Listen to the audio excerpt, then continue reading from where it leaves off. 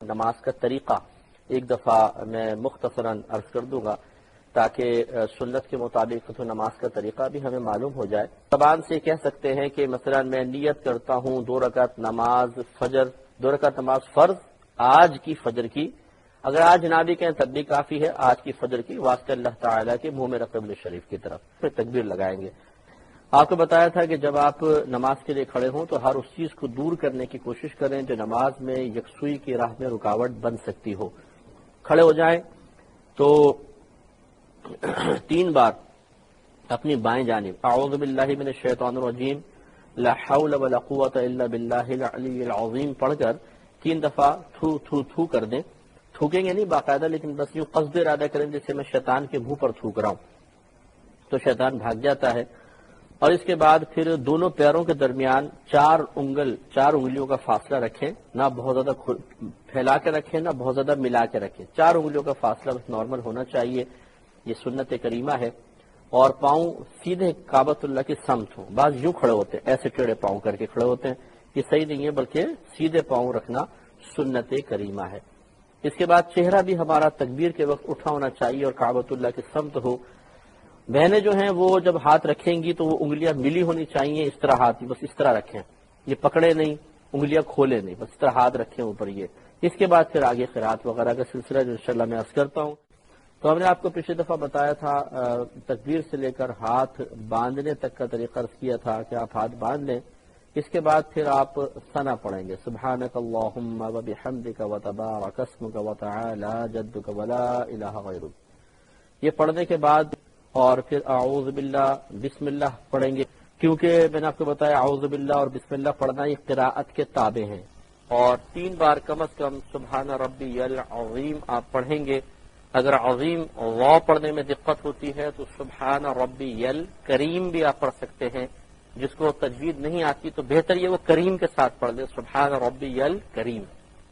جیسے عظیم ہے واو کو تھوڑا سا موٹا پڑھنا ہوتا ہے، 3 بار کم از کم ہے، 5 بار بھی پڑھ سکتے ہیں، 7 بار بھی آپ پڑھ سکتے ہیں۔ اور دوران رکوع ہماری نگاہ پاؤں کی پشت پر ہونی چاہیے، یہ سنت کریمہ، یا اپنے انگوٹھوں پہ رکھیں، یہاں سے نگاہ ہٹنے نہ دیں تو انشاءاللہ وسوسے نہیں آئیں گے۔ لیکن بہنوں کے لیے سمٹ کے سجدہ کرنا یہی مستحب ہے۔ ویسے تو دیکھیں نبی کریم صلی اللہ علیہ وسلم نے جو طریقہ بیان فرمایا وہ مرد عورت دونوں کے لیے، اس کو کوئی انکار نہیں کر سکتا ہے، لیکن یہ طریقہ زیادہ سے زیادہ سنت ہے، پھیل کے سجدہ کرنا زیادہ سے زیادہ سنت ہے، جبکہ عورت کے بارے میں اس کے ستر کی حفاظت، اس کے پردے کا معاملہ، اس پہ اتنی سخت وعیدات ہیں اور اتنا سخت شریعت کی طرف سے مطالبہ ہے کہ وہ قریبہ واجب ہے،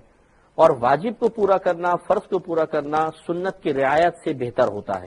اس لیے فقہائے کرام نے، اور کئی صحابیات کے عمل بھی ثابت ہیں، مصنف ابن ابی شیبہ آپ کتاب اٹھا کے پڑھیں کہ سمٹ کے سجدہ کرنے کا بالکل حکم بھی ہے، اور خواتین سے ثابت ہے صحابیات سے کہ وہ سمٹ کے سجدہ کیا کرتی تھی، تو لہٰذا پھر عورتوں کے لیے حکم یہی ہے کہ وہ سمٹ کے سجدہ کریں، بہت پھیل کے مردوں کی طرح سجدہ نہ کریں۔ اس میں آپ کی خدمت میں سجدے کے بارے میں عرض کر رہے تھے کہ اگر خواتین سجدہ کریں تو یہاں 2 چیزیں ہیں، اگر وہ مردوں کی طرح سجدہ کرتی ہیں تو زیادہ سے زیادہ سنت کی ادائیگی ہے، اس کو سب سنت ہی مانتے ہیں، کوئی فرض یا واجب نہیں کہتا کہ مردوں کی طرح پھیل کے سجدہ کرنا کوئی فرض ہے واجب ہے، زیادہ سے زیادہ سنت ہے۔ اور عورت کا پردہ کرنا، عورت کے لیے ستر کی حفاظت، اور اس کے علاوہ اور بہت ساری ایسی چیزیں جن میں عورت کی کوئی بے پردگی کا معاملہ ہو، ان چیزوں سے بچنا عورت کے لیے فرض یا واجب کا سا درجہ رکھتا ہے، اور بہت زیادہ اس پہ شدت بھی کی گئی ہے، شریعت کی طرف سے وعیدات بھی بیان کی گئی ہیں۔ لہٰذا جب بعض صحابیات کا ایسا عمل بھی ثابت ہے، جیسے میں نے آپ کو کتاب کا حوالہ دیا کہ مصنف ابن ابی شیبہ میں آپ دیکھیں، اور یہ بڑے پائے کے عالم ہیں، بہت بڑے محدث ہیں، اور امام بخاری رحمۃ اللہ علیہ کے اساتذہ میں ان کا شمار ہوتا ہے۔ انہوں نے اپنی کتاب میں جب اس قسم کی روایات ڈالی ہیں کہ عورتوں نے سمٹ کے بھی سجدے کیے ہیں، تو پھر بہتر یہ ہے کہ خواتین سمٹ کے سجدہ کریں۔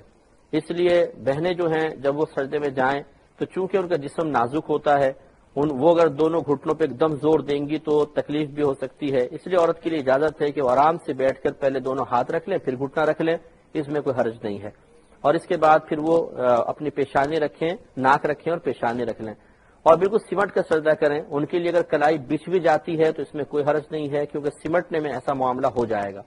اور وہ اپنے پیٹ رانوں سے ملا دیں، رانے اپنی پنڈلیوں سے ملا دیں، پنڈلیاں زمین سے ملا دیں اور دونوں پیروں کو ایک جانب نکال دیں، تب وہ اور سرین پہ بیٹھ کے وہ سجدہ کریں۔ اور یقینی سی بات ہے کہ جب وہ ایک جانب پاؤں نکالیں گی تو اپنے پیر کی انگلیاں موڑ نہیں سکیں گی، تو ان کے لیے اس کی بھی رعایت ہے کہ یہ پیر کی انگلیاں موڑے بغیر بھی پنجہ ان کا زمین پہ بس لگے تو اتنا ہی کافی ہے۔ تو آپ کی خدمت میں ہم عرض کر رہے تھے کہ بہنوں کو چاہیے کہ بالکل سمٹ کے سجدہ کریں، لہذا یہ اپنی پیشانی زمین پہ رکھیں، ناک بھی زمین پہ رکھیں،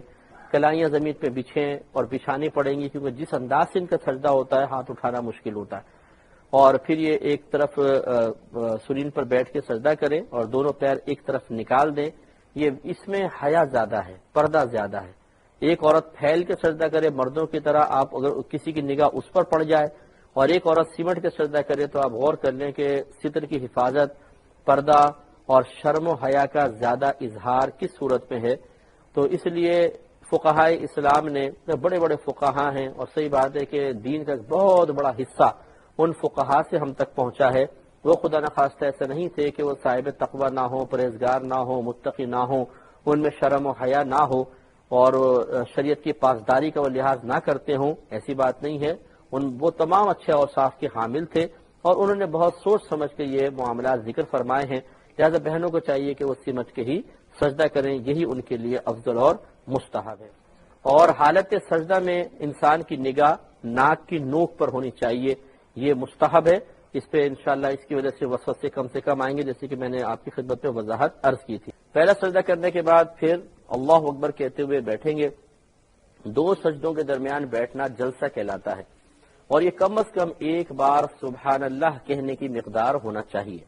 تو اللہ اکبر کہتے ہوئے سیدھے بیٹھے، تھوڑی دیر ٹھہرے، پھر اللہ اکبر کہتے ہوئے اگلے سجدے میں چلے جائیں اور اسی طرح سجدہ کر لیں۔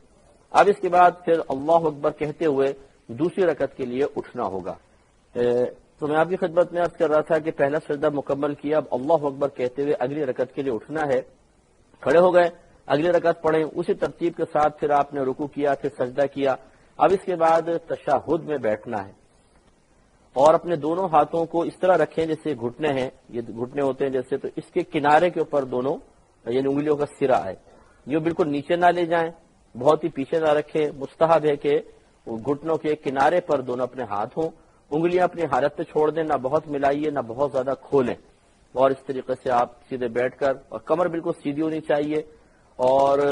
نگاہ گود پر رکھیں، یہ سنت کریمہ ہے۔ اس کے بعد پھر التحیات پڑھیں گے، پھر درود ابراہیمی پڑھیں گے، پھر دعا پڑھیں گے اور پھر سلام پھیریں گے۔ تو جب تک اب تشہد جب پڑھ رہے ہوتے ہیں تو پھر ہم انگلی اٹھاتے ہیں، تو اشہد اللہ پہ انگلی اٹھائیں گے اور الا اللہ پہ گرائیں گے۔ اس کے ہاتھ باندھنے کا طریقہ یہ ہوتا ہے کہ جو آخری کی دو انگلیاں ہیں اسے آپ ہتھیلی سے ملا لیں اس طریقے سے، اور یہ انگوٹھا اور 20 کی انگلی اس کا ایک حلقہ بنا لیں، اور پھر یہ اللہ اکبر اشہد اللہ الہ پہ انگلی اٹھائیے اور الا اللہ پہ گرائیں۔ اور مستحب اور سنت یہ ہے کہ فوراً پھر ہاتھ کو کھول دیا جائے، مٹھی بند نہ رکھی جائے، بعض اس طرح انگلی کر کے رکھتے ہیں بس ایسے، تو یہ مستحب نہیں ہے۔ مستحب ہے کہ انگلیاں پھر قبلہ روح ہو جائیں، یہ سنت کریمہ۔ اور یہ انگلی اٹھانا یہ بھی مطلب نبی کریم صلی اللہ علیہ وسلم سے ثابت ہے، اور آپ یہ فرماتے ہیں کہ جب یہ آدمی تشہد میں شہادت کے وقت انگلی اٹھاتا ہے تو یہ شیطان کے لیے ایک نیزے کی طرح ہے کہ اس کو اس سے بڑی شدید قسم کی تکلیف ہوتی ہے۔ لیکن یوں نہیں کرنا چاہیے، بعض اٹھا کے یوں ہلاتے رہتے انگلی، یہ صحیح نہیں ہے۔ بس آپ نے ایک دفعہ اٹھائی، اشہد اللہ الہ پہ اٹھائیں، الا اللہ پہ گرائیں اور ہاتھ کو کھول دیں، یہی سنت مبارکہ ہے، مستحب طریقہ یہی ہے۔ جب سلام پھیریں تو اچھا بہنیں کس طرح بیٹھیں گی، یا کوئی بیچارہ معذور ہے، کمزور آدمی ہے تو بہنیں تورک کریں۔ تورک کا مطلب ہوتا ہے کہ اپنے لیفٹ پہلو پر ٹیک لگانا اور دونوں پیر ایک طرف نکال دینا۔ تو بہنیں دونوں پیر ایک طرف نکال کر بیٹھے، ویسے ہی گھٹنا موڑ کر دونوں پیر ایک طرف نکالیں اور اپنے دونوں ہاتھ اپنے گھٹنوں پہ رکھیں، اور زیادہ آگے نہ کریں بلکہ ملا کر سمٹ کے کریں، اور اسی طریقے سے پھر یہ بھی تشہد وغیرہ پڑھیں۔ آخر میں جب سلام پھیرنا ہوتا ہے تو السلام علیکم ورحمۃ اللہ کہیں گے، اور سیدھی جانب کندھے کو دیکھنا سنت کریمہ ہے، اور اسی طرح الٹی جانب